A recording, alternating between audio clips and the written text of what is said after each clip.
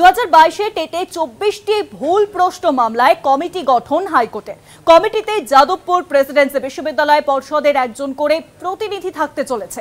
2 সপ্তাহের মধ্যে সিঙ্গেল বেঞ্চে রিপোর্ট জমা করবে এই কমিটি। নির্দেশ বিচারপতি সৌমেন সেনের ডিভিশন বেঞ্চের। এই নির্দেশিকা জারি করা হয়েছে বিচারপতি সৌমেন সেনের ডিভিশন বেঞ্চে। 2022 টেটে 24টি যে ভুল প্রশ্ন ছিল সেই মামলায় এবার কমিটি গঠন করা হলো হাইকোর্টের তরফে।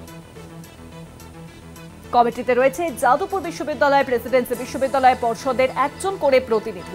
আরো জানাবেন নিউজরুমের সঙ্গে রয়েছেন আমাদের প্রতিনিধি পীযুষ কান্তিরা। পীযুষ দা, দেখো 2017 এবং 2022 দুটি টেট পরীক্ষায় মোট প্রশ্ন ভুলের সংখ্যা হচ্ছে 47, কিন্তু কলকাতা হাইকোর্টে যে আবেদন জমা পড়েছে সেটা হচ্ছে 2022-এর টেট পরীক্ষা নিয়ে। এবার এই টেট পরীক্ষায় মোট প্রশ্ন ভুলের সংখ্যা হচ্ছে 24। এই 24টি প্রশ্নের সঠিক ভুল না সঠিক যে উত্তরগুলো কি হওয়া উচিত এই নিয়ে কলকাতা হাইকোর্ট একটি কমিটি গঠন করলো। যে কমিটিতে থাকবেন একজন যাদবপুর বিশ্ববিদ্যালয়, একজন প্রেসিডেন্সি এবং একজন পর্ষদের একজন প্রতিনিধি। তারা এই 24টি প্রশ্নের বিষয় তারা বিশেষভাবে পর্যালোচনা করবেন, করে একটি রিপোর্ট তৈরি করবেন। যে রিপোর্টটি তারা একক বেঞ্চে জমা দেবেন এবং সেই রিপোর্ট দেখার পরই এই প্রশ্ন ভুল সংক্রান্ত বিষয় সিদ্ধান্ত গ্রহণ করবে আদালত।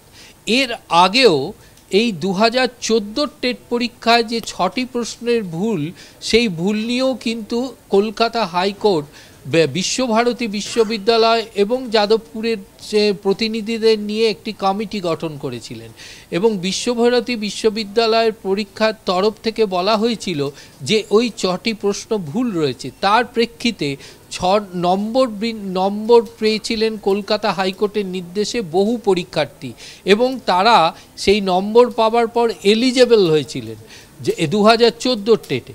এবং এই ফলে এই যে 2017 এবং 2022-এ যে প্রশ্নপত্র যে ভুল, টোটাল 47টি প্রশ্ন, কিন্তু কলকাতা হাইকোর্টে আবেদন হয়েছে 2022-এর টেট নিয়ে ডিভিশন বেঞ্চে। ফলে এই আবেদনে এই 24টি প্রশ্ন যদি ভুল হয় এবং সেক্ষেত্রে যারা পরীক্ষার্থী তারা যা উত্তর দিয়েছেন সেক্ষেত্রে তাদের যদি এক্সট্রা করে নম্বর দেওয়া হয় তাহলে তাদের এলিজেবলের সংখ্যা কিন্তু আরও বেড়ে যাবে বলে মনে করছে আইনজীবী মহল।